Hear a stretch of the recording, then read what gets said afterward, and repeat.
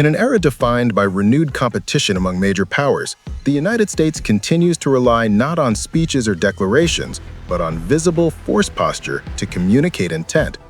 Amphibious capability is one of the clearest instruments through which Washington signals that it retains not only reach, but the ability to impose presence ashore without needing permission from any coastline it approaches. At Camp Pendleton, the embarkation of U.S. Marine Corps' amphibious combat vehicles onto the USS Portland ahead of the Marine Corps' 250th birthday demonstration was more than anniversary choreography. It was a practical rehearsal of the United States' oldest message to the world. Power projection from the sea is not an archived doctrine, but an active one. Global actors with interest in the balance of power do not watch such events for pageantry. They watch them for what they imply. In Beijing, Moscow, Tehran, and other strategic capitals, analysts will log this footage not as a cultural celebration, but as evidence that the Marine Corps, after 250 years, still trains to close distances without relying on negotiated access or predictable staging. Amphibious forces represent not reaction with delay, but the capacity to force options into existence where none are offered diplomatically.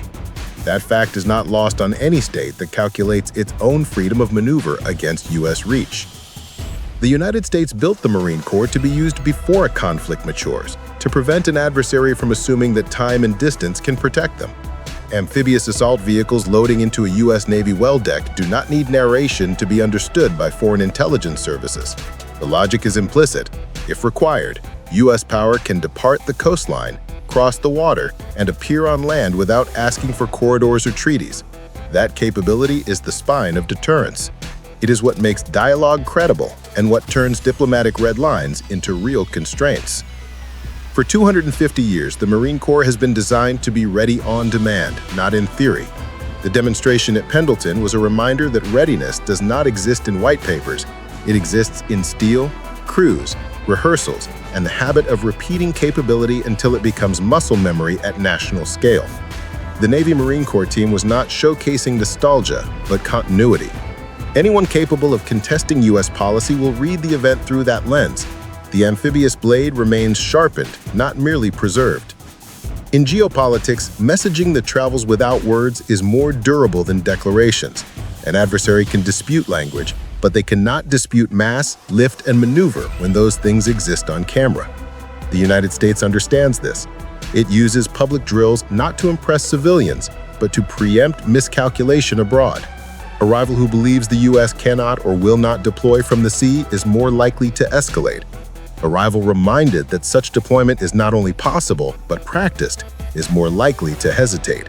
That hesitation is the point. Amphibious capability is unique among instruments of statecraft because it compresses political geography. Air power requires bases or refuel. Land power requires access or invitation. Sea-based expeditionary power needs neither. That is why this capability is watched internationally with greater seriousness than most domestic observers realize. It confirms that the United States preserves a tool that bypasses denial strategies, a tool that can enter a region without first winning permissions. In a world where many states seek to control escalation by controlling access, an amphibious force undermines that control. No state that studies military balance will interpret this demonstration as ceremonial. They will classify it under readiness, not heritage.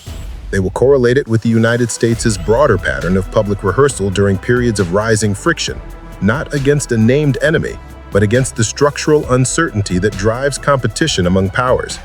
What was rehearsed at Pendleton is not nostalgia for past wars, but preparation for conditions in which deterrence must be enforced rather than assumed. In the broader strategic environment, events like this are not isolated. They accumulate. Foreign ministries, defense staffs, and military intelligence agencies build timelines of U.S. behavior. They note when expeditionary capability is rehearsed publicly, when amphibious assets are loaded with full crew, when Navy and Marine Corps platforms are presented together in operational posture rather than in storage. These observations are then mapped against global friction points.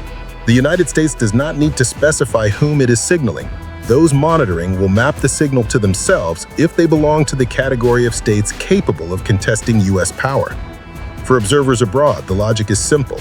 An expeditionary force that trains in peacetime is a force that will not need to improvise in crisis. A state that displays capability without using it is warning without escalation. The U.S. has long relied on this form of visible but nonverbal deterrence, showing equipment under command rather than issuing threats by voice.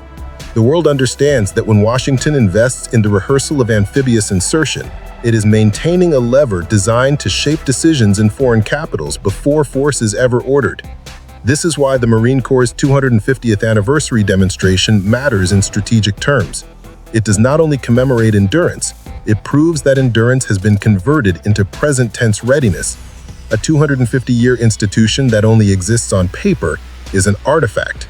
A 250-year institution loading vehicles into a Navy well deck remains a geopolitical instrument. Rival states do not fear history, they fear capability that is still in motion. The United States uses the Navy Marine Corps team as a tool to alter the mental calculus of others. Amphibious forces allow Washington to apply pressure without basing rights and without advance consent. That fact reshapes how other states plan for crisis. They must assume that the U.S. can arrive without diplomatic pre-clearance. They must assume that if deterrence fails, the first footprint ashore may not come through an airport, a treaty corridor, or a negotiation table, but directly from offshore. That assumption forces adversaries to reconsider timelines, mobilization logic, and risk thresholds. From a global vantage point, this demonstration at Camp Pendleton is part of a wider pattern in which the United States periodically makes visible the instruments that protect its strategic position. The U.S. does not broadcast such rehearsals to entertain voters, but to deny opponents the illusion that American power has rusted. Public drills serve as insurance against misinterpretation. Misinterpretation is what causes wars among states that do not intend to fight. The United States displays readiness so that no actor can convince itself that Washington is unprepared. Seen this way, the embarkation of amphibious assault vehicles onto the USS Portland was not a domestic pageant. It was a stabilizing act on the global chessboard. Stability is not maintained by secrecy. Stability is maintained when the capabilities that enforce order are visible enough that they do not have to be used. In the language of deterrence, what matters is not the threat, but the proof that the threat would be credible if invoked. No adversary was named, none needed to be.